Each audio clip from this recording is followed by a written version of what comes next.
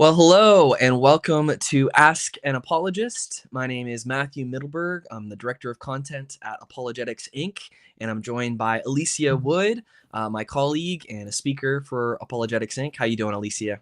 Hey, doing great. Awesome. So we do one of these every month, and the goal of this is to be a place where you can ask an apologist your questions about faith, about evidence for faith, about the difficult objections that people bring against faith. And what we try to do is we try to theme it based on a holiday or the season that we're in. And of course, yesterday was Easter. So naturally, today's theme is all about Easter, the resurrection, Jesus, and the case for why we believe what we do as Christians as sort of this central historical claim about the resurrection. So that's what tonight's topic is on. And wherever you're watching this from, whether it's YouTube, Facebook, Twitter, we've got several different streams going out from this. You can put a comment in there to let us know where you're watching from or to ask your question, ask your comments. And we love hearing from you guys to your questions. And don't feel like you're going to stump us. You might stump us, but we're going to do our best to try to answer your questions as best as we can. And because we believe that Christianity, it can stand up to the difficult objections that people have. We believe that it can stand up to the questions that people have about it. And we believe the resurrection is really true, that Jesus really rose from the dead. Alycia, do you want to add anything on to that or anything about what it is that we do here at Apologetics, Inc.?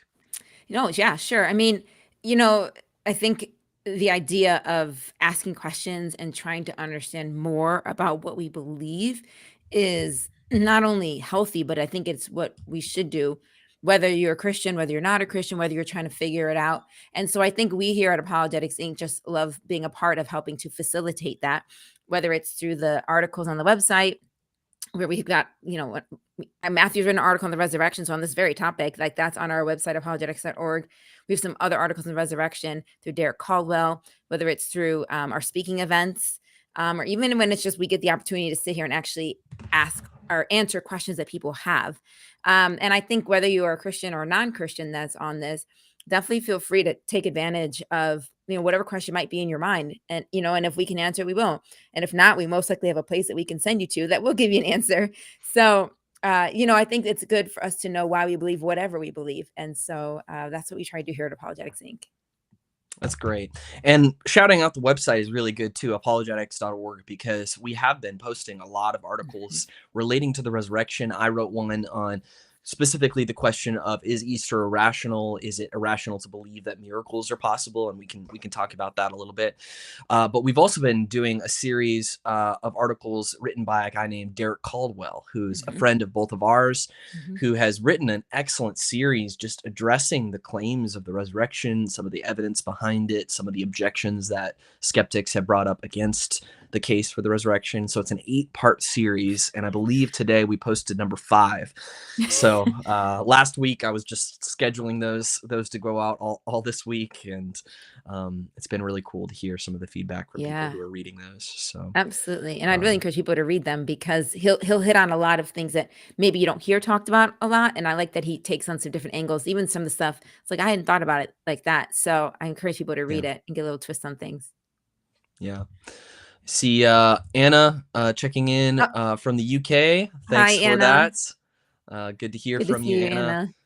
Anna. And hope you're staying warm out there in the UK. So I'm down in Florida here, and it's nice and sunny out here. But anyway, Why I don't would know you why I rub say that that into other Anna's than face, yeah, Matthew? That's otherwise, just so sorry, Anna. I just happy that I'm here and not there. Anyway, great. So let me start. Let me just begin today's discussion by diving into a little bit of the case for the resurrection, because this is sort of the topic of tonight's discussion. And if you've never heard this before, you might just think, okay, what is it that we're really talking about here? If you're a Christian and you're listening to this, you might just think, well, the Bible says it, and therefore I believe it. And if you're not a Christian and you're listening to this, you might go, hey, why should I even take this seriously at all? It's just something that Christians believe. But what a lot of people don't know is that the resurrection itself is something that a lot of historical data points to. And actually, we can look at historical data that is agreed to by the vast majority of historians, whether they're Christian, non Christian, secular, or not. They agree to a certain number of facts about the historical Jesus. And then, based on those facts, which we call the minimal facts, we can then argue for the conclusion that Jesus actually rose from the dead. So, for example, I like to talk about the fact that Jesus was dead on the cross. His body was gone from the tomb. He was then seen by the apostles. And then this was all reported within the lifetime of the eyewitnesses. So dead, gone, seen, and reported. And so just going briefly through those, he was really dead on the cross. And first, just before all of that, to say he really existed.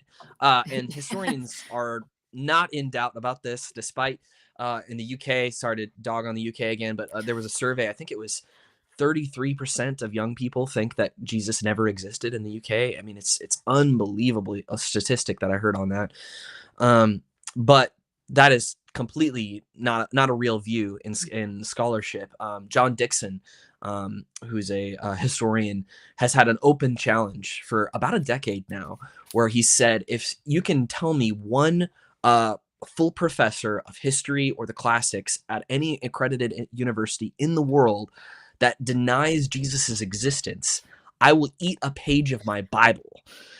And he's had that open challenge, and he's had it year after year. He's repeated it many times. No one's able to bring him not one single example of a full professor at an accredited university in history or the classics that believes that. So that is telling when it comes to the existence of Jesus. Even Bart Ehrman, who's one of the toughest critics of Christianity, says this is not a real question. Not a real question. I'm sorry, Anna. I don't mean to attack you. I actually love the UK, so it's a little bit out of character for me to even talk about it at all in any sort of negative way. I love Oxford. I got to spend some time there, and it's one of the most amazing places in the world. So, way to not let him get away with that, Anna. Well done. Thank you for that. So, but yeah, looking at these four facts, Jesus was dead on the cross. He was really dead. And when you look at the actual medical investigation into what really happened, what really occurred on the cross, the Romans were experts at killing. They knew what they were doing, and the Roman centurions would actually face the death penalty if they allowed a victim to escape. So they made sure that Jesus was dead, which is what we have in all of the accounts. Then he was gone from the tomb. And this is one of the facts that there's a little bit of debate on, because some skeptical scholars will say, oh, he wasn't even buried at all, or he was just thrown into a mass grave. But there are really good reasons to believe that he was buried in the tomb of Joseph of Arimathea, who was a member of the Jewish council, who was mentioned in the Gospels. You wouldn't pick him as the kind of guy to bury Jesus, and yet they mention it as him, which lends credibility to that fact. And then this was all in the city where Jesus was crucified. So if he was still in a tomb, they could go to that tomb and have the evidence that they would need that he didn't rise from the dead. So then you have that the disciples had seen him alive. And this is one of the most surprising facts. I was shocked when I first found this out. The fact that there's agreement that the disciples had experiences which they interpreted as Jesus rising from the dead and appearing to them physically. Now, some skeptics will say, no, this was not a physical, a literal resurrection. This was some sort of vision or hallucination. And so it wasn't what they would call a veridical appearance. And so they try to discount it that way. But the problem is you've got all of these groups of people seeing Jesus. You've got the group of over 500 people mentioned in 1 Corinthians 15. You got several descriptions of the disciples seeing Jesus together at the same time in groups. And hallucinations can't be shared. Lee Strobel likes to say, you can't say to someone, how'd you like that dream I had last night? Right. That's not something you can really, you can say it, but it's not going to make any sense, because dreams are individual occurrences in our minds. And then all of this was reported within the lifetime of the eyewitnesses. And this is one of the more recent facts that we've sort of established, the fact that the gospel accounts were not later fictional accounts that were created by late Christians. No, actually, they were created by eyewitnesses who had to be in that time, at that place. The level of biographical information, the level of geographical knowledge, naming structures, all sorts of things tell us that the people that wrote the Gospels were eyewitnesses who were there at that time in that place. And so all of this says, how do we account for all of this data? And the only explanation that accounts for all of it is that Jesus actually rose from the dead. And it's actually one that accounts for all of the data very well. It actually explains all of the data in a very natural way. So that's sort of one way of looking at the case for the resurrection of Jesus. And yeah, I would love for anybody who has questions about that, maybe doubts, maybe you've got objections, maybe you've got alternative theories, please put those in the comments because we would love to address those. Alycia, do you have anything to say about that case and Yeah, anything on that? absolutely. So I think, first of all, those are really well laid out facts. One of the interesting things about the resurrection that's a bit unique from some of the other things we do, for example, when we talk about suffering, or when we talk about, maybe why is God hidden, we come at it from a slightly different approach. But with the resurrection, you have a very evidential case, right? This isn't like, what do you feel is true? This isn't like, well, let me explain something. It's like, we have a good set of criteria that when you look at it, okay, if you want to say he didn't rise, okay, that's fine. But what other explanation do you have that fits all of these things? Like, we don't have anybody who says, like, oh, Jesus' body's in my tomb or something like that, right? So you don't have any of those alternative explanations. And so the reason why I think this is so important is because so often I think, people will say, I don't get it as much anymore, but I think I got it a little bit more earlier on, when I was first in apologetics. People would say things like, is there any way that, like, there's no way you wouldn't believe, like, Christians just believe, and there's no way that they would not, follow this because what their parents said or something. And Mhm. I think the resurrection, changes that, because I think this is our massive, what's called falsifiability factor, that this is the way that Christianity can be proven false, is if we dig up Jesus' body somewhere, we can demonstrate and prove that it's Jesus' body.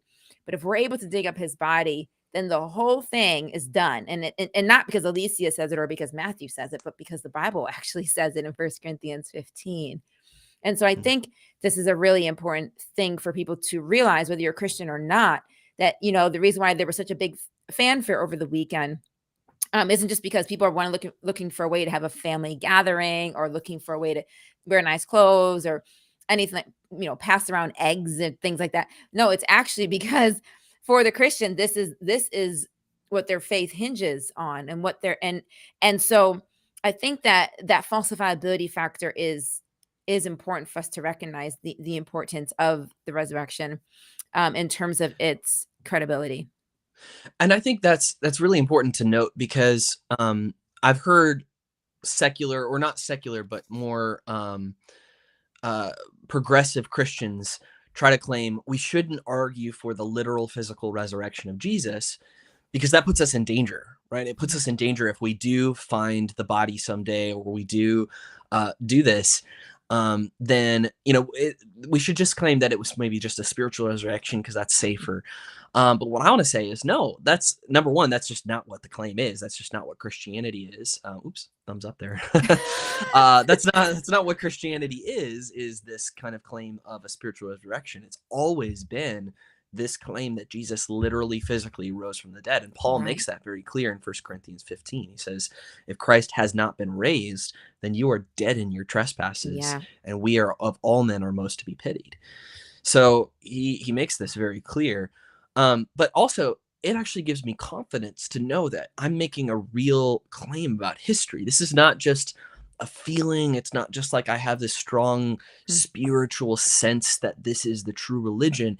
It's no, I really believe that there was a man named Jesus who walked and talked on the earth 2,000 years ago, who died, and then he literally physically rose from the dead.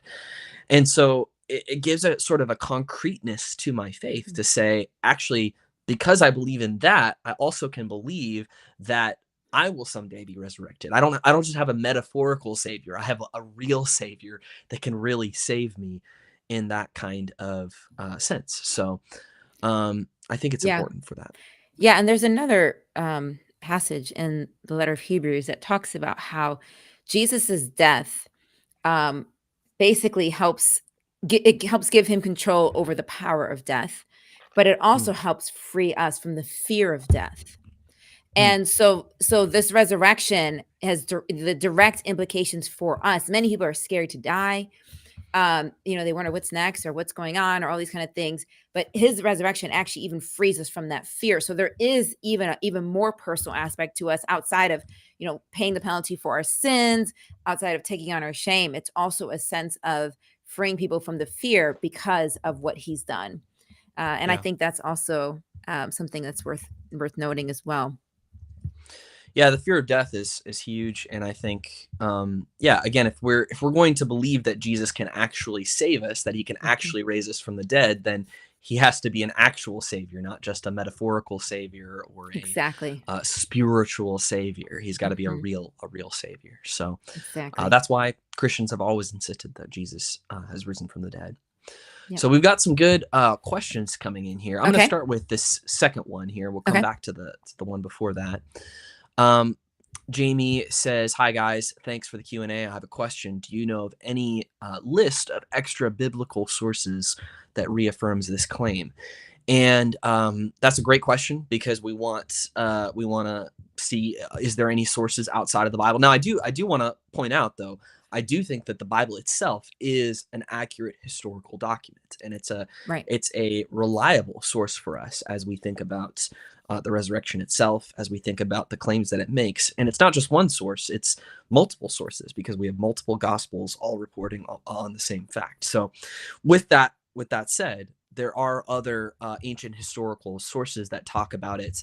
And so we have in Mike Lacona's book, The Resurrection of Jesus, A New Historiographical Approach, he goes through and he evaluates each of the different sources. I have a list of them here. So he's got Tacitus, Pliny the Younger, Suetonius, Mara Bar Seppian, Thallus, Lucian, Celsus, rabbinic sources, Clement of Rome, Polycarp, the letter of Barnabas, the Gospel of Thomas, the Gospel of Peter, Gospel of Judas, Epistle of the Apostles, and he just goes on, and he evaluates them. And some of them he says, look, this is so late in the record Mhm. that it's not really a valuable historical source. But some of them he says, no, these are very early, and they're reporting on what Christians believe at that time, at that place, and they lend credibility to this idea that this is what Christians have believed from the very beginning, that Jesus died and that he rose again. So if Yeah. you're curious about that list, I would definitely check out Mike Lacona's book on that. Yeah, and just to give you, just kind of this is a great question, Jamie, and I think one of the things to keep in mind is when we're looking for extra biblical sources, oftentimes those sources are gonna believe that Jesus rose from the dead, they're gonna be Christians who say that Jesus rose from the dead, and so then it can make it tricky to say, "Well, it's extra biblical, okay, but it's still a Christian source." A lot of times people don't want to accept that as a credible source. So I think it's important for us to understand from secular sources, so non-Christian sources, here how much can we know? Okay. So Matthew just rolled off a whole list of people, and he's right that there's some of those that are going to be a bit more solid, maybe than others for sure. Some of that are going to be a bit more questionable, but there's several that are not questionable, such as a passage by Josephus and Tacitus, who Matthew mentioned. Tacitus is a great Roman historian. Josephus was a great Jewish historian. So neither one of them are Christians. And if you were to read them, you're gonna learn a lot of things. You're gonna learn Jesus lived. You're gonna learn that he was crucified. You're gonna learn that it was Pontius Pilate who was the one who crucified him, which is a very interesting detail that they both note. Mhm. Um, and and that he has followers. I think Tacitus mentions that these followers are named Christians after Christus, who was the name of their follower. Like he mentions this. So at the very least, what we know is that Jesus lived, died, was crucified by Pontius Pilate, had followers. His followers are still around to this day, but there's nobody saying, that his body is here or go visit this tomb. There's nobody saying, hey, his body was stolen somewhere. It just there's actually no mention of it. And so, but he has followers. And so something is really interesting that I think we can and going back to some of Matthew's minimal facts approach that he outlined really well, is you got to remember his disciples, saw him walk on water, raise people from the dead, heal people, heal the blind, heal the sick, leper. Like they just saw him do so much. But it wasn't until they saw him resurrect from the dead that they were fully convinced that Mm. that was what changed them radically. And that's why that minimal facts approach can be really helpful, because it helps emphasize the impact of the resurrection on the people who are eyewitnesses to him, both before and after.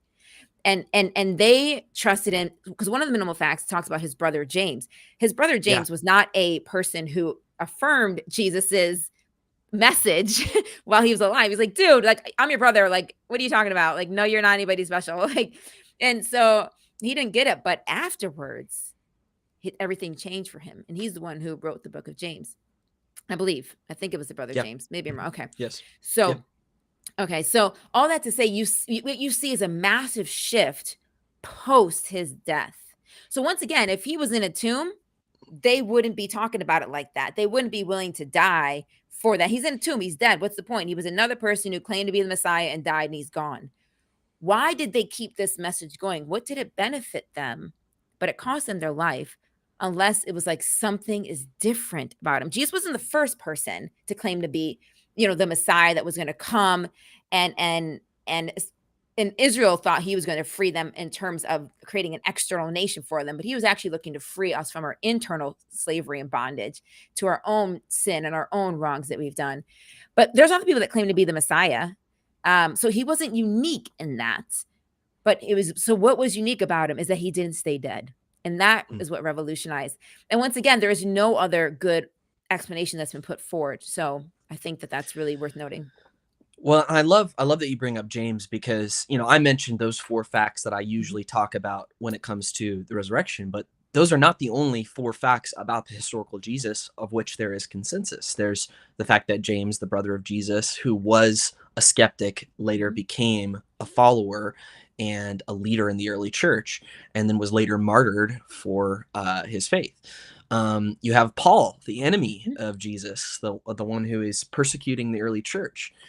Who then later has this experience with Jesus and becomes the most prolific evangelist of all time. And then later is martyred for his faith. So you've got more and more facts about the historical Jesus that lend credibility to this. And also the fact that he was viewed by the people of his time as a miracle worker. This is another one that I was surprised the first time I heard this. That even skeptical scholars will admit, not that Jesus did miracles, because they're skeptics. That's what that's what they believe. But that he was viewed by the people around him as a miracle worker. Even the enemies of Jesus acknowledge that he is doing these things at that time, but they try to catch him on a technicality. So they try to say, yeah, you healed this guy, but you did it on the Sabbath, and therefore, you can't be from God. So they don't say, no, he didn't heal that guy. No, he, this is a trick, some sort of conjuring trick or something. No, they go, okay, yeah, you did it, but it was by the power of Satan, because, you did it on the Sabbath. So, right. that's, which is laughable to us, I think, at this point, looking back, but it lends credibility to this idea that Jesus was a miracle worker. Yes. And I can't remember, sorry to interrupt you. I cannot remember which source it was, but it's one of the Jewish sources. I don't know if it's the Babylonian Talmud, but it talks about how Jesus did these kind of healings or miracles using sorcery, right? So that is an acknowledgement of the fact that he actually did something different. Now they attributed it to sorcery, and obviously, his disciples attributed something else. But and there was also a story of his birth. And it may be the Babylonian Talmud. I'm sorry, I'm not remembering exactly where, but they're both Jewish sources. But it's talking about that Jesus' mother was Mary, but her father was a Roman soldier. Now, it's interesting that they would say this, because once again, they're trying to find alternate explanations of the story that's being given, right? So you see that people are trying to counter, because these stories are being said. Like, why didn't they say, hey, his mother was this other woman, or he had, talked about how many brothers and sisters he had, because that was relevant. They attacked Mary and his father because that was essential to his identity and to his divinity, and that was what was being taught. So you have these other sources that, even in their challenging, are therefore affirming some of the things that were important and that were being said, or that he Yeah. did. Yeah. Well, even in the Gospels, the Pharisees, say, we are not illegitimate children, kind of emphasizing the fact that they think that he is, Exactly. because of this claim to virgin birth. So, Hmm. even within the biblical record, you see some of that. So, Yeah. glad you like that, Jamie. There's more where that came from. Anna, what was unique about him? He didn't stay dead. Agree, Exactly. agree, agree. Although Yeah. that's what we're arguing for right now.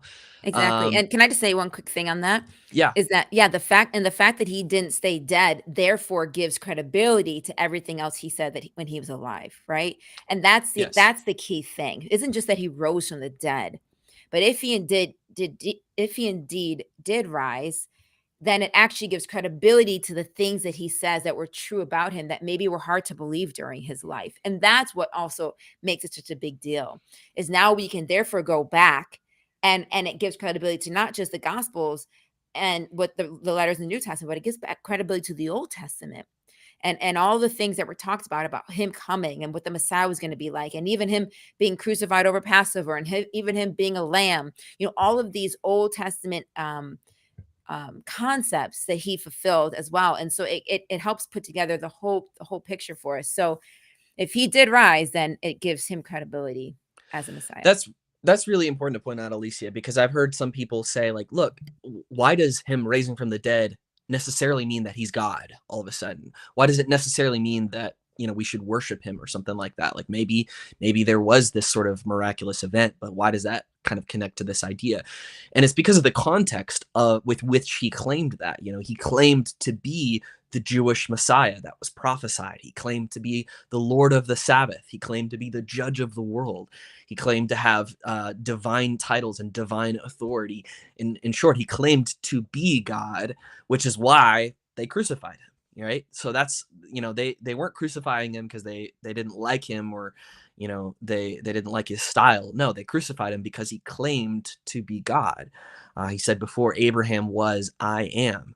And when he's before the judges in Mark, he says, I am, and you will see the Son of Man come on the clouds of heaven. And they say, what blasphemy? What else do we need to hear? This mere man claims to be God. So he's claiming this thing, and then he predicts the fact that he will die and then rise from the dead, and then it happens, and that validates his claim.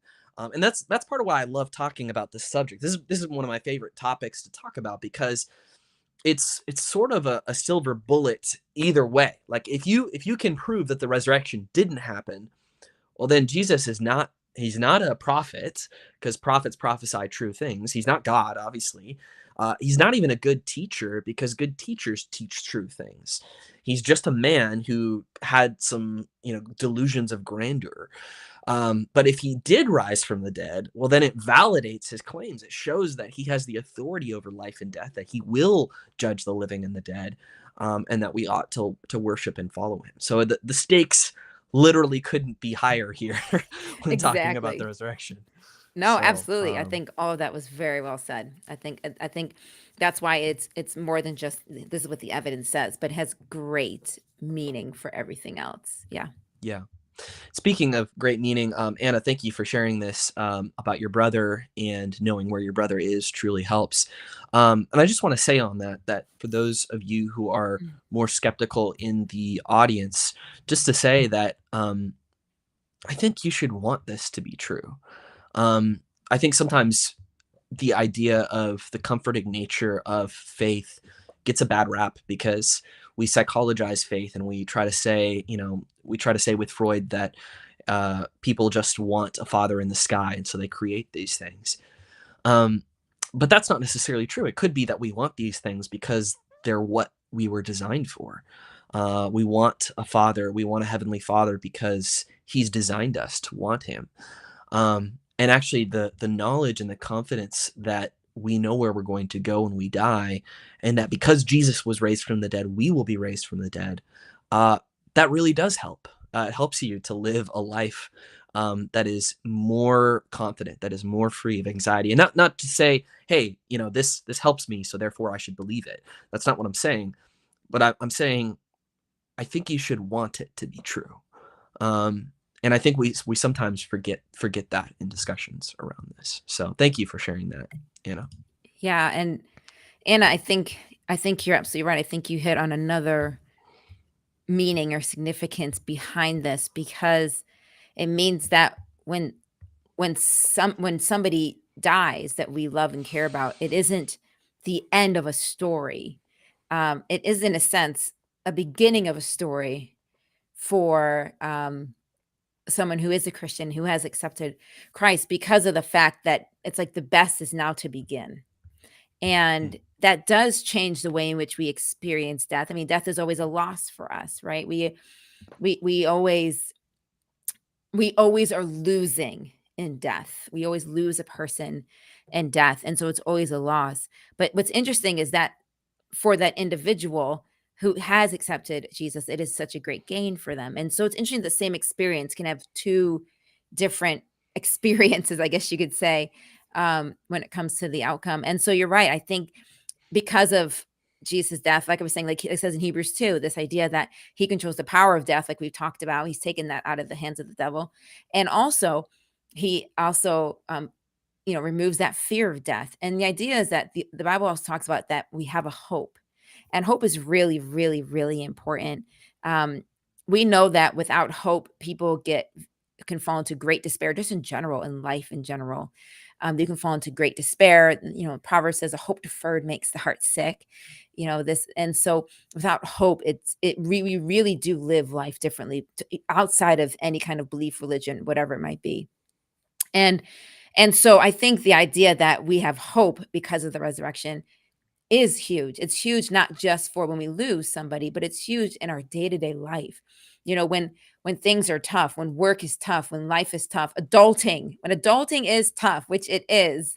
I remember all the times I used to whine when I was a kid about, this or that thing. And you're like, oh man, things are so easy then. But like when adulting is tough, you always know that there is a hope of a guarantee of something that is to come. And it's mm, almost like watching a movie when you already know the end. And when you know mm, the end of a movie, you watch the whole other part of the movie differently, because where, "Oh, I see that, but I don't need to be worried because it's going to turn out well in the end." Or, "Oh, I see this happening, but I know how it's going to resolve." And it changes your experience. And so, yeah, the resurrection does give us a great hope, which in turn influences and changes how we live this life. And so I think Matthew said was a great point. This is something that you would want to be true. Like, you should want this to be true. And and mm, and and don't, once again, like you're saying, don't want it to be true because it's some kind of wish fulfillment. I don't want that. But that's why we lay out the evidence for the resurrection so much, because what you wish is true actually is. And that's important. You don't just wish for something and then live your life as if it's true, but is what I want to be true actually true? And I think that's where the evidence helps us know that what we want is really there, and that we can all have that hope. mm. My favorite article on the article series that we're posting from Derek Caldwell is coming up on April 3rd, so 2 days from now. So tune in for that, because he talks exactly about this, just the way that the resurrection changes everything. It changes the way that we think about life. It changes the way that we think about death. And so be sure to keep an eye out for that on our socials as well as on our website. We got a question back here a little while back, so we're gonna Okay. get to that. But let me just remind everybody, this is the Ask an Apologist live stream, and so we are here to try our best to answer your questions, your spiritual questions. And today's theme is all about the resurrection and about Easter. And so if you have questions about Easter and the resurrection and what Christians believe and why they believe it, and maybe you have some objections, maybe you have some difficult objections that you want to bring up, we're going to do our best to address those. And so this next one that we've got says, I've heard some biblical critics have said that the 1 Corinthians 15 creed has some interpolative aspects to it. Simply put, what about the theory that the early Christian creed was added later? So let me give a little bit of background around this. So often when we're talking about the belief in the resurrection, one of the earliest sources that we have is the creed in 1 Corinthians 15, where Paul says, I delivered to you what I received, that Christ was buried, that he was seen by, that he was risen, that he was seen by the apostles, by the 500, here to James, and then last of all to me. So, and that's a paraphrase of what he says, but that's the creed. And what's interesting about this is that it's not just a passage of scripture. So First Corinthians 15 is a letter that Paul wrote to the Corinthian church in around AD 53. But he's stating a formal statement of beliefs of the early church that already had to be creedalized at that time. And he's explicitly stating this. He's using language to indicate that he is handing on a creed that was handed on to him. And so scholars think about, when did he receive this creed? When was he in Jerusalem to receive this creed? And some scholars will say it was, 3 years after the crucifixion that he received this creed. Some people say maybe a couple of years after that, but whatever it was very early that he received it. And then it already had to be in creedal form before that for him to receive this. So this was a formal statement of the early church of what they believed about Jesus and his resurrection. And that's a very valuable source for us as we're investigating, as we're thinking about what's the evidence that the early church believed that Jesus rose from the dead. So this is a valuable resource for us. Now, the question of whether or not it's been had Christian elements interpolated into it, I've not heard that before, and I wonder if maybe you're confusing that for other ancient historical sources. So, for example, in Josephus, we have several different passages that talk about Jesus, and there's one passage where he says something that sounds way too Christian. So he's like, he was the Messiah or something like that. And a lot of scholars will say that was interpolated, that was added in later by Christians who wanted to beef up what Josephus was saying.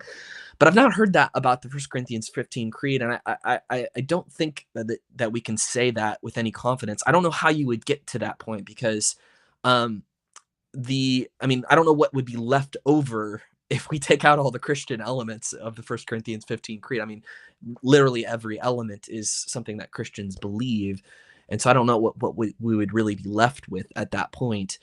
And I don't think we have the kind of textual variance that would lead to any kind of conclusion that there was sort of a later addition to the 1 Corinthians 15 creed.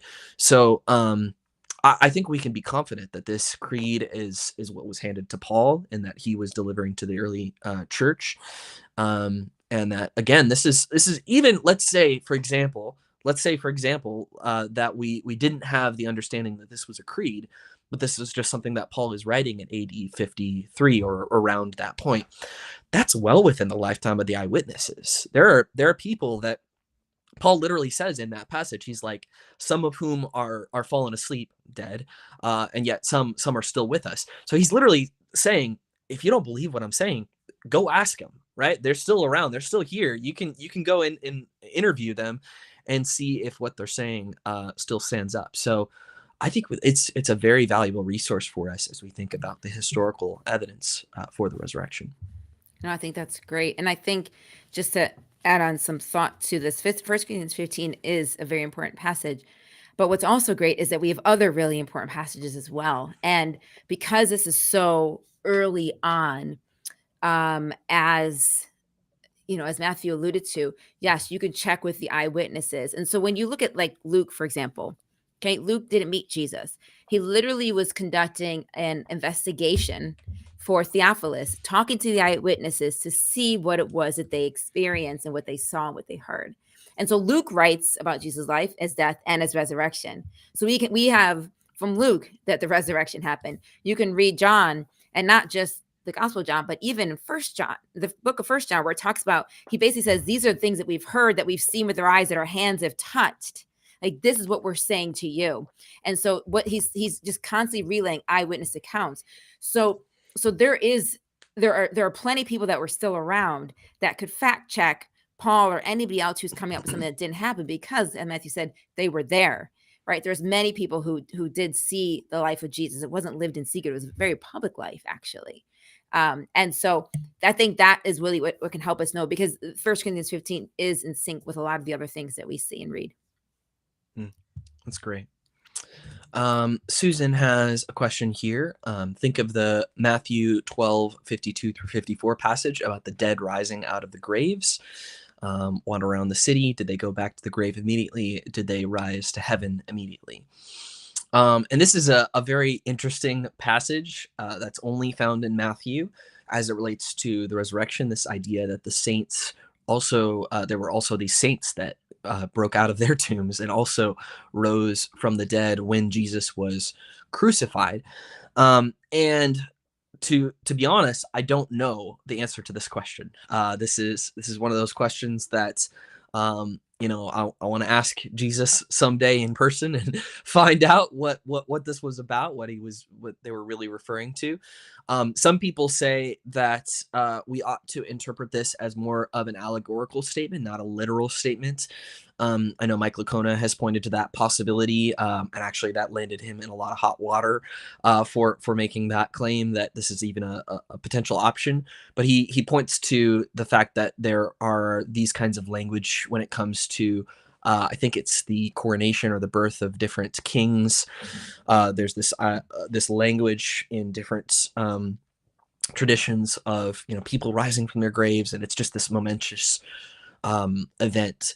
I don't know what to think about that. I would also just leave open the possibility that maybe this really did happen, that there were some saints that God knew, hey, I got to have these guys around for the next phase of the church. And so he raised them from the dead. Jesus was already raising people from the dead. So it's not, he raised Lazarus from the dead. So it's not at all a stretch of the imagination to think that he could do that in his dying moments on the cross. And I think I would lean towards the idea that they didn't rise to heaven if they were risen from the dead. If they did rise from, if this is meant to be a literal passage of raising, then it's more of a temporary resuscitation. So just like Lazarus, he is raised from the dead, he's resuscitated, but then he lives the rest of his human life and presumably dies in a normal fashion. So that would be my understanding of that. Do you have any other thoughts on that, Alycia? Or Yeah, no, thank you, Susan, for this question. And just one quick thing, in case people are looking it up, it's Matthew 27. So not Mm, Matthew 12. It just because it happens after his crucifixion. yeah, thank you. Um, yeah. So, but Matthew 27, and it's 52 through 50, 54-ish, whatever it might be, 53-ish. Yeah, I think what's interesting about this is, it talks about how they came out of the tombs, and after Jesus' resurrection, they went to the holy city and appeared to many people. Right. So you've got these tombs breaking open, the bodies of many holy people who were dead, raised to life. They come out of the tombs, and then after the resurrection, they go into the holy city and appear to many people. Just one of the things to keep in mind with this passage is, like Matthew said, I mean, I'm not exactly sure what to do with it either, but one of the things that is interesting to me is, number one, it's only found in Matthew. Why is it only found in Matthew? That to me is an interesting thing, when something so monumental, if people had physically gotten up and started walking around, that would have been reported in, I would think, Luke and John at the very least. Mark would have found a way to put it in a sentence as good as he is at condensing things, and or written by somebody else. So I think that is interesting, that it's only written about in Matthew, which is, I think, is one of the reasons why people land on different sides of it, because there just isn't enough information to say, yeah, this was definitely a literal thing versus it was a spiritual type of thing. Saying that the people who are spiritually dead are now going to be raised to life, and this kind of thing as a result of his resurrection. But it says he appeared to many people, right? So you have these other things. So it's one of those things that, yeah, like it'd be a great thing to ask somebody someday. I don't think if you hold it wasn't a literal thing, it was a spiritual thing, that makes you a heathen. I think it's a Mm, passage where we don't have a lot surrounding it, and it seems like a very extraordinary thing to just have it be written about in just one place. So yeah, Susan. So there's some things that you'll get people who land on both sides, and I'm really comfortable with saying I don't know about things. So that's kind of where I am. yeah, that's good. Yeah, that's one of those that I don't think we need to have it all sorted out to believe that the resurrection actually happened and to believe that there's a really good case for the resurrection.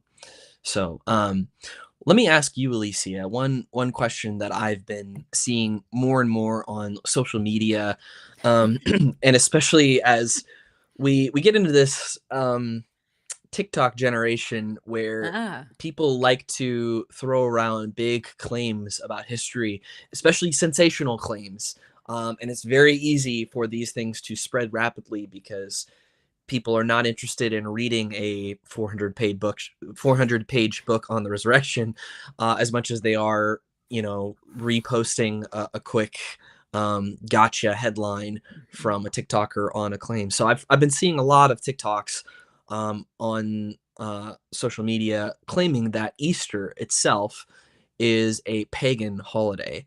So what do you think about that? I like your preface with TikTok and social media. You are absolutely right that people say a lot of things. I just had somebody else write to me about something they heard on TikTok. They said, "What do you think about it?" Because somebody was referencing there was some scientific study that came out that said X, Y, and Z, and like, well, we want to know what you think about it. I'm like, well, have you read the scientific study? No, but I'm sure it's on Google somewhere. Well, read the scientific study. See if number one, if it even exists, and then see what it actually says. Like just because somebody puts a video doesn't mean it's true. So, yeah, this idea, first of all, that Easter is a pagan holiday. Keep in mind what Easter is. Easter, a lot of Christians and churches will call it this. It's Resurrection Day. It is literally a holiday celebrating the resurrection of Jesus Christ. That's what it's about for any Christian, right? So Jesus wasn't a pagan. So it's not like Christians are celebrating a pagan man. They're celebrating the man in which their name comes from, Christus. So they are Christians who come from Christ. And so that is literally what it means. But here's let me give you a little backdrop. So what people typically say is that it comes from this pagan god, Ostra or Syra or something like that. And she was the goddess of light. She was the goddess of fertility, the goddess of life. And she had this bird, and she turned this bird into a bunny or a rabbit. And this rabbit laid eggs, and that's where we get the Easter eggs and all this kind of thing. Okay. So they say, therefore, this is where Christians get this from. So here's the thing we need to keep in mind. Number one, believe it or not, contrary to what you see in the grocery stores and in the stores, Easter is not about Easter eggs and a bunny rabbit for Christians. It's as you see the whole agenda or the whole topic of what we're talking about today is resurrection. That's what Easter is, and so it's referring to that. So number one, the bunnies and the eggs and all of that stuff have nothing to do with the original meaning. But here's the question I would ask somebody who says that is, what valid historical documentation tells us or indicates to us that Christians got this idea of Easter from this pagan goddess Ostra or Syra or whatever? Like what is the documentation that you have? So stepping back again, outside of the TikTok video or the YouTube clip, what is the actual document source that says, hey, this is this Easter bunny or these kind of things, and then all of a sudden Christians are now taking that. Are And I you think, are you echoing the John Dixon claim? Are you going to eat a page of your Bible if somebody can bring one accredited historian who is willing to do this? wow, way to put me on the spot, right? I'm like, I guess I probably should. I guess I'd have to make that same claim that if you show this, prove this, yeah, this document, this valid document, yeah, then we'd have to eat a whole page because Oh although I'd boy, hate to take it from the Bible because I'm kind of like, I don't want to lose a page in my Bible. So maybe you have to read that's another thing. true. But That's either true. way, yes. I mean, this matters, guys. What are your sources? Like you've got to Mm, challenge your sources. And mm. Matthew and I are in a bit more privileged position because we are constantly trying to go back to original sources, valid sources that are accepted by a large majority of scholars. It's why you heard Matthew say earlier on, the empty tomb is one that may be slightly less assurance than the rest because there is a percentage of scholars that say that this might be questionable, right? Because we're always trying to give credibility to the sources and be honest about those sources and give validity where we need to. So yeah, Yeah. so I would say I don't think that there's any body to it. And 96 AD, so you're talking 60 or so years after Jesus' resurrection, you've got Clement of Rome saying, God has made the Lord Jesus Christ the first fruits by raising him from the dead. So from that, even that early on, you've got someone who wasn't an eyewitness, but was early on talking about, what Jesus did by raising him from the dead, let alone all the New Testament accounts and things like that. So Easter goes way beyond an Easter bunny or a TikTok video. Yeah. And I think even if you could somehow show that this was originally a pagan holiday and Christians commandeered it or something like that, I don't think you could say that what we're doing in Easter is somehow sinful or it's somehow wrong. We're literally celebrating that Jesus died on the cross and that he rose from the grave. And so there's nothing pagan about that. There's nothing. I think of even in First Corinthians where Paul talks about this food sacrificed to idols, and he's like, an idol is not really anything. There's no God but one. And so he says make allowance for those who are weaker, who don't understand these things. But he's really trying to also just say, we ought not to fear these things, and live kind of this fearful mindset of, oh no, what if there's some pagan that did this thing before I did it? It's like, well, no, all things are made by God. This is a godly world that we live in. Unless something is directly sinful itself, we ought not live in fear of violating some hidden principle that we don't understand. So I think if you're curious on this question more, Michael Jones of Inspiring Philosophy, if you look up his YouTube channel, he's got a ton of videos debunking the idea that Easter is a pagan holiday. And he does a great job going into all of the primary historical data around it. He explains where we got the Easter bunny from, where we got Easter eggs from, all of these different things. So would definitely recommend checking that out. Alycia, I want to ask a question to you, because I know you've studied Islam a good bit, and so I would be curious to hear your take on what do you think about when Muslims claim that the Quran says that Jesus was not crucified, and nor did he die. And some of them will claim that it was Judas that took his place on the cross, and that Allah disguised his face to look like Jesus so that people would believe that it was Jesus. What would you say to that sort of claim Yeah. around the resurrection? So this is such an interesting claim to me. Because as far as I can tell, Islam is the only major world religion that says Jesus didn't die on a cross. And you could talk to a guy like Christopher Hitchens, well-known atheist who has since passed away. You could talk to Richard Dawkins, probably the world's most famous atheist. You could talk to, these big atheists, and they'll acknowledge that he lived and died on a cross. Bart Ehrman. I mean, none of these guys are going to challenge that because it's so historically documented. And so it's one of those facts that's really not negotiable, because of the large amount of information we have about him, or about his crucifixion, even down to, like I told you, that people have even named that it was under Pontius Pilate that it happened. So it's an interesting one to me. Just so you understand, a big reason why they say that is because Jesus is very highly revered. Maybe you don't realize that, but Jesus is highly revered within the Islamic faith. They do believe that he's coming back at the end. And part of what ISIS was trying to do and all of this jihad that we saw was trying to bring in the end of times and because this idea that if they ushered in by establishing, conquering, Jesus would come back and therefore rule over this particular I guess nation or whatever, as I'm blanking a little bit here, but that's what they were trying to do. They were essentially trying to usher in the return of Jesus.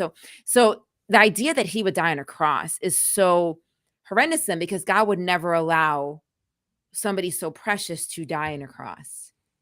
And I think that there's a couple things worth noting there. First of all, this idea of somebody so precious, such a great prophet, dying on the cross being so abhorrent. I think there's actually some level of similarity with a Christian there. There is this recognition that this God, who is so perfect and is so good and who has not done anything wrong, chose to come and die on that cross. This is why Jesus says, I didn't come to be served, but to serve and give my life as a ransom for many. So this God that chose to come down here, who did not deserve the cross, who was precious, who was highly valued, took it anyways. And so I kind of I get that. Yeah, this is mind blowing to us too, that God would choose that. because we're like that he wasn't the one deserving. Even when he was on the cross, there was two people that were crucified with him, and one of them's mocking like, if you're the king, get us down, all these kind of things. You got all this power, get us down from the cross. And the other guy's like, look, you better calm all that down because we're guilty, but this guy's actually innocent. There was this recognition even while he was hanging there, this guy was innocent. When he died, the Roman centurion looked at after, got dark and the earth shook and curtain rips in two. And he's like, wow, this Roman guards was like, wow, he really must have been the son of God when he saw what happened, And so this idea that it was that God would have somebody so precious and beautiful and pure and sinless die on the cross blows our mind too. And that's one of the reasons why Christians are so grateful. For the longest, I was like, somebody raised me once, why do you guys call Good Friday good? It's literally the day that Jesus was crucified. And I'm like, that is such a valid question. Why I had never caught that before. Yeah. Like that is so good. And then in realizing it, it's like, well, they call it good because not because it was good for Jesus, but because it was so good for us. Like what he chose to do was good for us. And so that's why we call it good, because it changed everything.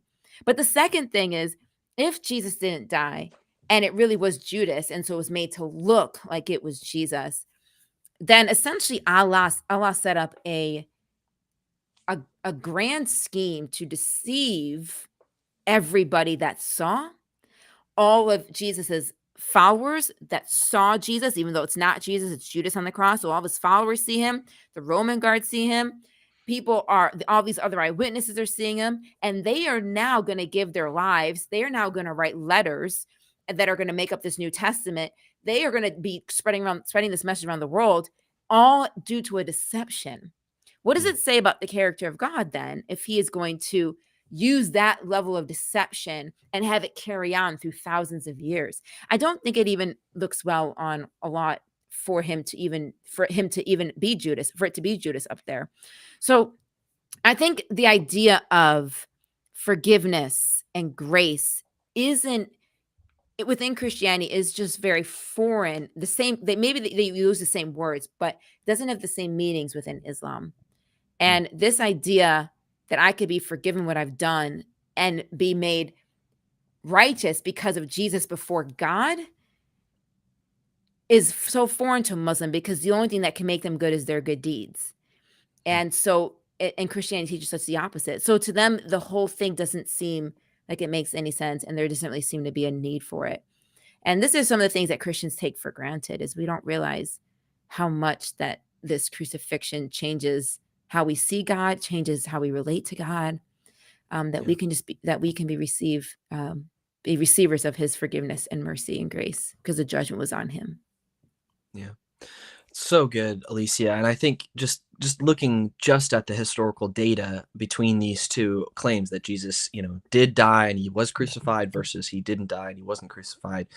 You've got the eyewitnesses of Jesus who were there, who lived and talked with him, who talked with him after he rose from the dead, who ate meals with him, who touched his wounds. They're saying he died on the cross and that he rose from the dead. And then 600 years later, you've got a man, several hundred miles away, claims to be a prophet and claims, no, none of that actually happened. So from a historical standpoint, I think I want to go with the eyewitnesses who actually walked and talked with Jesus when it comes to that claim. So that's really great. Thank you for that. We've got a question here from The Last of His Kind. You got to put the upper intonation at the end of the sentence to let her know that it's a question. Like with the story of the adulterous woman, not in the earliest manuscripts we do have, couldn't there be more of these, but we just don't know about because we don't have the first gospel copies? So I'm not sure what you're referring to of couldn't there be more of these? But let me just say this: when it comes to the Gospels and what we have, yes, we don't have the original autographed manuscripts that the authors wrote. So I'd love to have that. I'd love to have, the original signature from John. This is his Gospel, or Mark, or whatever it is. But we don't have those. What we have are copies, and lots of copies. Okay. Now you said interpolations, things were added in later. Now, so what we do have is we have a a remarkable consistency when we look at the manuscript data for the Bible. So there are like you point out, there are a couple passages like the woman caught in adultery, like the end of Mark. There's a couple famous passages where we say, some of the earliest manuscripts that we have don't have this story, or some of the best ones that we have don't have this story. Should it be there or not? And so you'll see if you read in your Bible, if it's a good Bible, it'll have a footnote in it that says, this story does not appear in the earliest manuscripts or the best manuscripts. So there's sort of an open question: should that be in there or not? The great thing is that's an extremely small amount of cases. In the vast majority of cases, we have near universal agreement for the rest of the Bible when it comes to these things. So we have a lot of confidence that what we have in our Bibles today is what was originally written. Those couple of passages that are a little bit up in the air, we want to be as honest as we can and say, hey, we're still digging, we're still unearthing new copies, we're still finding, for example, the Dead Sea Scrolls was such a massive discovery because we found all of these scrolls, and we found that was mostly, I think, Old Testament scrolls, but it was a huge historical discovery. But we're always finding more and more manuscripts and fragments to compare to, and so we want to be a little bit humble with that. But I think when it comes to most of the passages in the Bible, we have extreme confidence because we don't just have one early copy. We've got, dozens of early copies of that passage, and look, it's the same, it's the same, it's the same, it's the same, it's the same. And that gives us confidence to know that the Bible that we have today is accurately reporting what was originally recorded back in the day. That's great. Matthew, I have a question for you. I want to know your thoughts on something. Sure. Yeah. And I'm happy to share mine as well, but I want to hear from you first. This is, for those you don't know, this is one of Matthew's favorite things to talk about. It's really, he gets excited about it.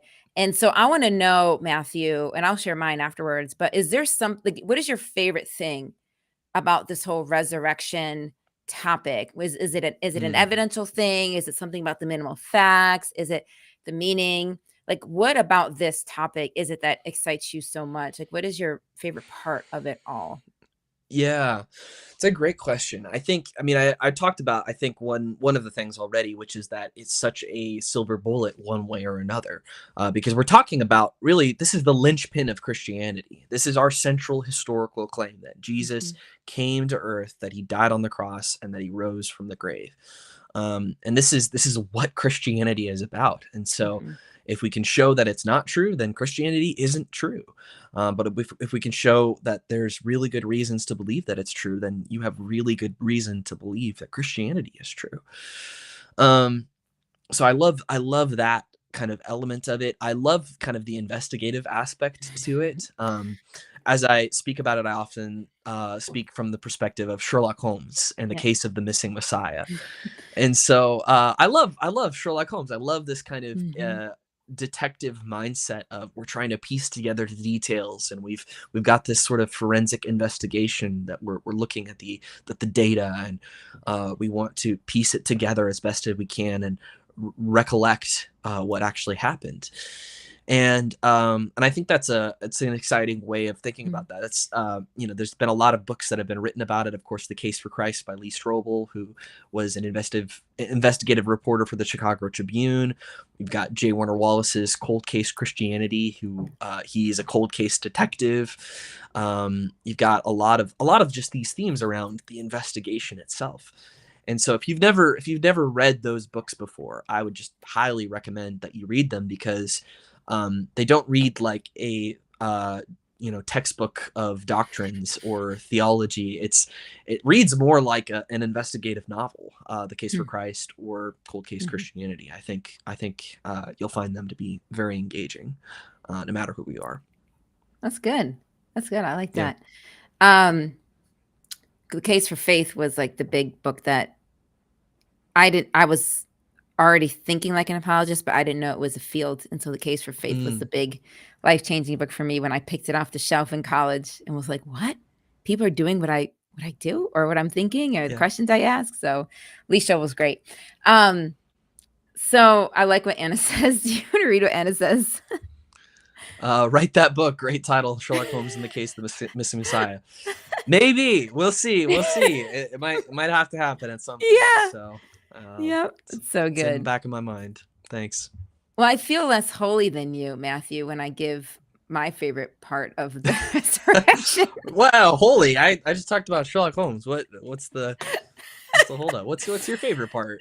So, when I was in high school, my high school English teacher was Catholic, and so she had mentioned to me, she knows Christian. She mentioned to me that in 1984, I believe 1986, the Journal of American Medical Association, JAMA, wrote an article on the crucifixion of Jesus, and they analyzed it as medical professionals. It had never really been done before from the medical community. And so they looked at where would the nails have to go in his hands and in his feet, and what would have caused him to die in terms of, breathing and asphyxiation, just whatever it might be. They went through all that. What would the loss of blood have done, and the flogging, and it's just really, really, very interesting. You could find it online. I'm sure it's easy. They got in a lot of trouble because people were mad that a medical journal would attack a religious type thing. I mean, I just thought it was a cool thing to do.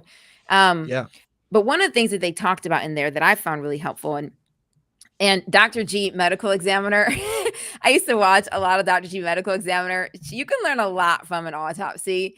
And I learned so much medical stuff from her when I used to watch the show years ago. And so I don't know which one I learned it from first, probably JAMA, but maybe it was reinforced with Dr. G. But either way, surrounding your heart is something called the pericardial sac. And it's a fluid-filled sac. Clear liquid, I think, clearish or light color liquid, we'll say, of surrounding the heart. And when this sac bursts, your heart will no longer function properly, so you're dead. And when JAMA, the Journal of American Medical Association, was going through what happened at the crucifixion, they talked about the spear that pierced into Jesus' side, and it talks about how outflowed blood and water. And in that era, they would not have really understood any of these kind of things. But when JAMA was going through it, they talked about, they believed that was the piercing of the pericardial sac. So that fluid comes out, which looks like water, and then also, the blood as well. And I just thought that was such a really cool thing, something that that those early, Roman centurions, Roman guards would not have known what was happening, or even the early writers that were writing this stuff would not have known was happening. But yeah, to have that kind of explained medically, I thought was really cool. So that's one of my, I feel very morbid. But no, that's awesome. I mean, you're getting into things. some of the scientific evidence that points towards the validity of these claims, and sort of an undesigned coincidence there that this description, which they wouldn't have known exactly what was happening there, but now we can later medically retrace the steps and say, actually, this makes sense. And even building off of that, the case in the Garden of Gethsemane right before the crucifixion, Jesus is praying, and it's described that he sweats drops of blood. Yes, they talk about that and too. That's a yes. real medical phenomenon. It right? is, which is wild. You're absolutely right. And I read that in that same article. I was like, what? I forget what it's called. Hema something, but you're right. It is under extreme duress and stress. I forget. I don't know if it's at the little veins or capillaries ever burst. And so out it comes out but I don't remember what it was, but they talked about that this is what they think was happening. And so you're right. Like that's in there too. And also the pericardial sac being pierced helps deal with one of the issues called the swoon theory, this idea that maybe Jesus didn't really die, but he just passed out, right? But keep in mind, he had gone through a brutal flogging before. Some people didn't even make it to the cross because they died in the flogging. He was so weak, he couldn't even carry his cross. Somebody else had to carry it for him up to him being crucified. And then he died really quickly, comparative. They came to break his legs and he was already dead. Even Pilate was surprised that he had died already because they wanted to get him down before Passover and all these things. So he died within like 6 hours. Or in about 6 hours. So, I mean, clearly there was a lot going on. So how could somebody in that level of condition with that level of blood loss and pain have been put in a tomb? And like you said, the Roman guards would have gotten in trouble if he had not died. put in a tomb, and be able to get up and walk around fully functional after 2 days. I mean, at the very least, he would have still been like just lying there, like, but Yeah. to get up and be so functional, walk around, here I am, and it's just like, So, but the pericardial sac kind of, I feel like, is the proverbial nail in the coffin, I feel like, because once you pierce that sac, that's it for the heart. And so it kind of really also defeats the swoon theory. Yeah. Yeah. Proverbial and literal nail in the Proverbial. coffin. So that's awesome. That's true. Yeah. Well, we're wrapping up our time here, guys. If you have any last questions to put in the chat, now is the time for us to talk about with the resurrection here. Again, we just want to point out that we've got some great articles on this that have been written by Derek Caldwell that we are publishing one a day on our website, which is apologetics.org. I've got a couple on there. One talking about why is it important for it to be a literal bodily resurrection. We've already talked about that. Just briefly, I want to address. I think there might be some of you in the chat who are listening to this and just going, it's really nice that religious people can believe this and that it makes you feel good, but just dead bodies stay dead, and this just seems like an impossible kind of thing.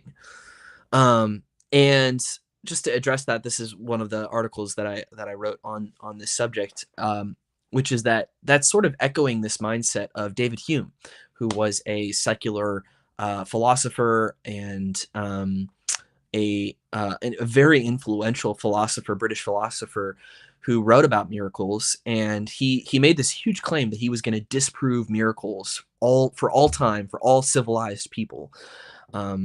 And his claim was essentially this: miracles are violations of the laws of nature, and as firm and unalterable experience of all mankind is that the laws of nature cannot be broken, therefore miracles are impossible. So this is his argument. Essentially, miracles would be violation of the laws of nature, but we've never observed the laws of nature being broken, therefore a miracle is impossible. The problem with that is it's circular reasoning. You're putting your conclusion in your second premise when you say no one has ever observed a miracle. We've observed that the laws of nature cannot be broken. And so it's sort of this defining miracles out of existence. But if there is a God who has created the universe, he's created these regularities, these regular ways that things are observed, why can't he intervene? Why can't he step in and change things and change the way that things are? Especially if this is God himself, if this is God in the flesh, of course he can do that kind of a thing. So there's no logical contradiction here. And I think this is important to say too, that sometimes we have this perspective of ancient people that they were just gullible and they would just believe anything. Yep. And, I'm just thinking that. we are the scientific minded. Right. And it's like, no, they were shocked about it as well. They weren't going like, oh yeah, another Tuesday, another resurrection. Like, no, they were going, no, this has never happened before in the history of humanity.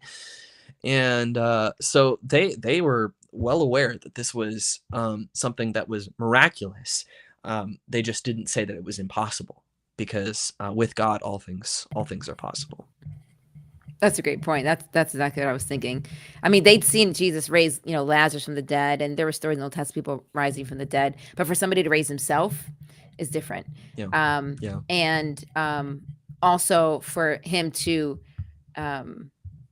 make all the claims that he did throughout his life and then to raise himself is very unique. So he said he would do it. There's also passages which say God raised him from the dead. So Jesus says he raised himself and God says he raised himself. Only makes sense if Jesus is God. So just a little message out there to just kind of indicating that even through the resurrection, we see the divinity of Jesus exemplified. So that's great. We've got a great question here, which is, other than Joseph of Arimathea, what other evidence that Jesus' body was put in a tomb and not tossed into a mass grave of crucified criminals, and also any early empty tomb evidence too? So just on this idea of how do we know Jesus was buried? We've got multiple independent sources that report it. So that's already a really strong reason right there. It's consistent with Jewish laws, which were respected by the Romans at that time. The Romans wanted to keep peace with the Jewish nation. They didn't want another rise of the Maccabees like they had in the past. They knew that the Jewish people were very fiercely independent and committed to their religion. And so, in order to keep the peace, they allowed the Jewish people to continue to practice their religion and to have sort of this protected status. And the Jewish law was that people would be buried, and so the Romans would respect this.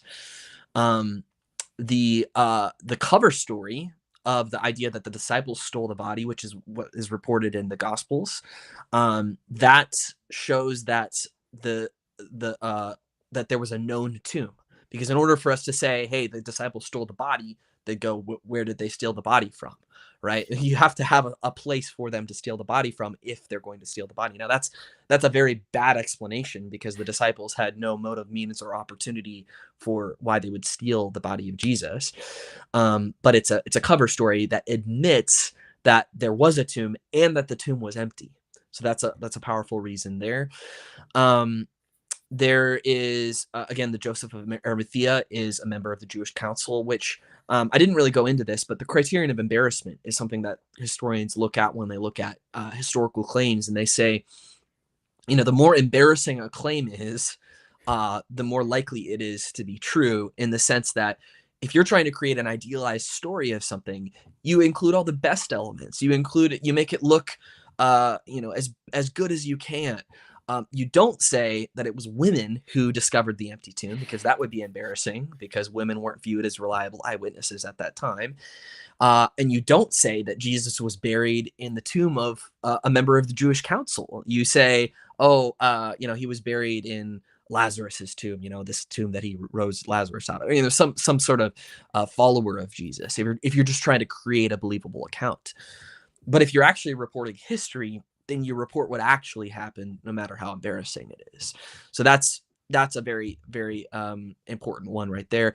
And then you've just got the fact that Christianity was first proclaimed in Jerusalem, which is the very city where Jesus was crucified. And so this is a very easy place, if he was thrown into some mass grave, or if he was buried in some tomb and the tomb was still full, then it would be easy to go to that and say, hey, look, here's the body, here's the place where we threw him into. And yet again, that's not what the enemies of Jesus say. They say, no, the disciples stole the body. We have to come up with some sort of cover story to figure out how to explain this. So yeah, I think we've got some really good reasons to both believe in that the tomb was full and then it was empty. Yeah, and I think one of Derek's article, either part 2 or part 3, gets into that. So you can also read more of that, although Matthew really outlined it really well, but you can read more of that, the last of its kind. Part 2 or part 3, I think, is where it's found on our website of the Resurrection series. That's great. Anna also added, and the disciples stuck to their story through beatings and persecution, even to their deaths, which is really good, because people aren't willing to die for something that they know is a lie. Liars make very poor martyrs. Mm-hmm. And we don't have. I've heard some people make too big of a claim on this. They say, we know that all the disciples died for their faith. Well, we don't really know that. From a historical perspective, we don't have great evidence for all of the disciples. Sean McDowell did his PhD thesis on, or his dissertation on, the fate of the apostles, but he gives evidence for 4 of the apostles that we have really strong evidence that they were martyred for their faith, and we have no counter evidence that they would give up their faith. My pastor actually a couple weeks ago made the really strong point that in the example of Polycarp or other early martyrs, they were given the chance to recant 3 times.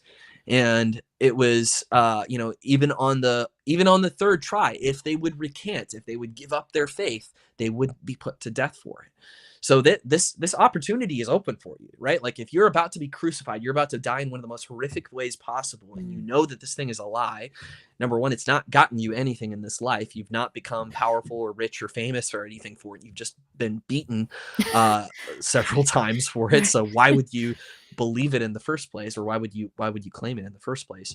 But then at this point where you're going to be put to death, it's about to all be over, and you're about to die, why would you not recant? And if they did recant, I think we would have some sort of record of it to show that. So we've got really good reasons to believe that the disciples really believed that Jesus rose from the dead, and that should give us confidence. So anything else to add to that before we wrap up here, Alycia? I don't think so. These are very, very good questions, guys, that you sent in. I really appreciated the variety of them. And yeah, I thought they were really good. So thanks for engaging so much, and definitely join us on some of our future ones. I think this was, I don't know. I think I really enjoyed myself tonight with you all. So thank you. Yeah, this was great, guys. If you want to join us for the next stream, we do these once a month. So if you want to like and subscribe to our YouTube channel, if you're watching on there, if you're on Facebook, follow our page there. If you're on Twitter, retweet, do all the social media things all at once. Why don't you go to all of them? You just go to all of them and follow all of them and retweet and like and repost and subscribe and hit the bell for all of them. And that way you could just stay maximally informed about all the things that we're doing. Like my YouTube channel, I got a YouTube channel too, Matthew Mittelberg. You can like and subscribe there. Would love to see you there.